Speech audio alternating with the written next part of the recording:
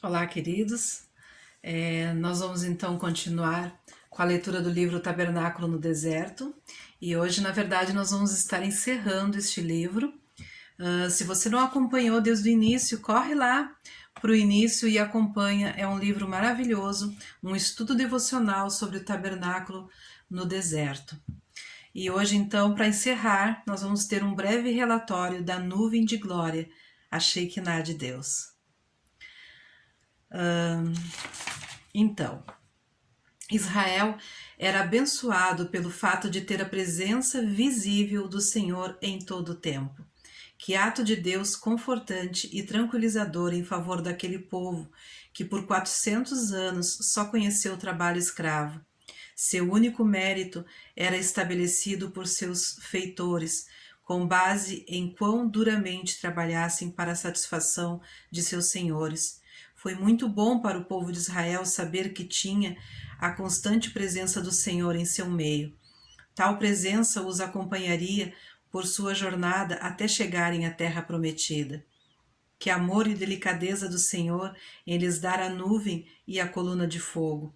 Eram um sinal dia e noite, era um sinal dia e noite de que Deus se preocupava e tomava conta de seu povo. Deve ter sido uma experiência maravilhosa para eles. O escravo que fora desprezado agora desfrutava da divina presença. A escravidão durara 14 anos, o que nos alerta para o fato de que muitas gerações não conheceram coisa alguma além do trabalho pesado e a pressão dos senhores. Suas tarefas ficavam cada vez mais árduas e as punições mais cruéis com o passar dos anos. Não nos admira que tenha sido tão difícil para Israel aceitar a direção de Deus e a liderança de Moisés com toda a confiança. Deus desejou que fossem reino sacerdotal e povo santo. A grandiosidade de Sua Majestade foi ainda outra vez vista pelo povo antes que recebessem os 10 mandamentos. Aquilo causou tal impacto sobre Israel que disseram a Moisés: Fala tu conosco e ouviremos, e não fale Deus conosco, para que não morramos. E disse Moisés ao povo: Não temais, que Deus veio para provar-vos e para que o seu temor esteja diante de vós, para que não pequeis. Pouco tempo depois, na verdade, menos de 40 dias, acostumou-se Israel à manifestação sobrenatural no monte e cedeu à idolatria. Arão fez o bezerro de ouro, o qual colocaram como Deus. Quando voltou e viu o culto idólatra, Moisés quebrou as tábuas de pedra sobre as quais escrevera o Senhor os 10 mandamentos.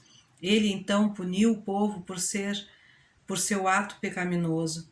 Depois intercedeu Moisés por Israel e colocou sua própria vida em jogo, dizendo: Agora, pois, perdoa o seu pecado, senão risca-me, peço-te, do teu livro que tens escrito. Êxodo 32, 32.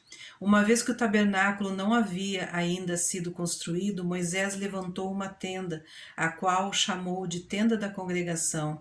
Ali entrava ele para conversar com Deus e dele receber instruções.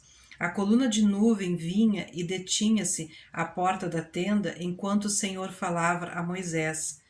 Em Êxodo 33, 11, lemos que o Senhor falava com ele face a face, como um homem fala a um amigo.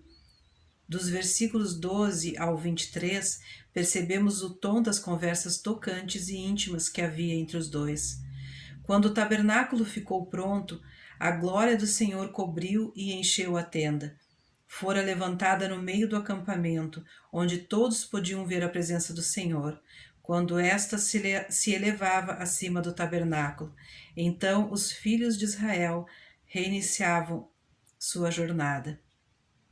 Anos mais tarde, esta nuvem de glória chamamos a atenção na época em que o rei Salomão construía o templo e faziam-se preparativos para a sua dedicação. Os sacerdotes trouxeram a arca da aliança com o Senhor para o seu lugar no santuário interno do templo, o Santo dos Santos.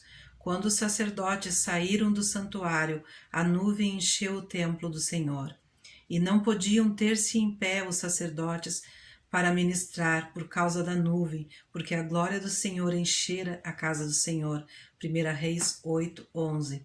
Deus testificara outra vez que era com eles. Porém disse Salomão: mas, na verdade, habitaria Deus na terra? Eis que os céus e até o céu dos céus te não poderiam conter, quanto menos esta casa que eu tenho edificado. Então, no versículo 29, ele lembra ao Senhor: disseste, o meu nome estará ali, para ouvirdes a oração que o teu servo fizer neste lugar. Assim, uma vez mais, a glória do Senhor que habita entre os querubins é manifesta de modo significativo. A glória de Deus habitava com Israel, como ele prometera. Muito mais tarde vemos o profeta Isaías e a visão que teve do Senhor e de sua glória. O cenário era um pouco diferente, porque ele o viu em seu trono e as abas das suas vestes enchiam o templo. As colunas do templo se moviam quando as vozes dos serafins clamavam: Santo, Santo, Santo. O profeta recebeu a purificação de seus lábios e então o Senhor o encarregou de levar sua mensagem a Israel. Um pouco mais tarde, lemos de novo sobre a nuvem de glória que havia entre os querubins no Santo dos Santos. O profeta Ezequiel fora enviado a avisar a Israel e a seus líderes espirituais do desagrado do Senhor por causa das abominações daquela época.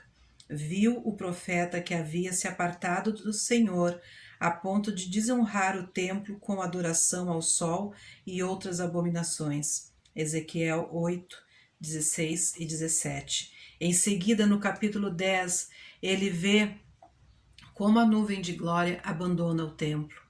No versículo 3, a nuvem ainda enche o átrio interior, mas se eleva dos querubins e vai para a entrada do templo. A casa estava ainda cheia da glória do Senhor. Daí lemos no versículo 18: então saiu a glória do Senhor da entrada da casa e parou sobre os querubins. Estes não eram os querubins de ouro do propiciário, porém criaturas viventes na visão de Ezequiel. Assim a nuvem de glória juntou-se aos querubins que saíam do templo. Em Ezequiel 11, 22, a atenção do profeta volta-se de novo para os querubins e a nuvem de glória. No versículo 23, ele nos conta como a glória do Senhor subiu do meio de Jerusalém e se pôs sobre o Monte das Oliveiras, a leste da cidade. Teria sido este o Ícabo de Israel? A glória de Israel havia partido. 1 Samuel 4, 21 e 22.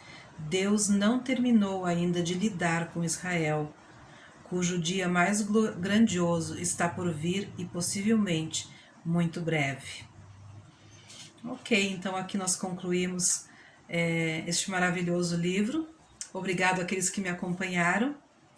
Fiquem com Deus.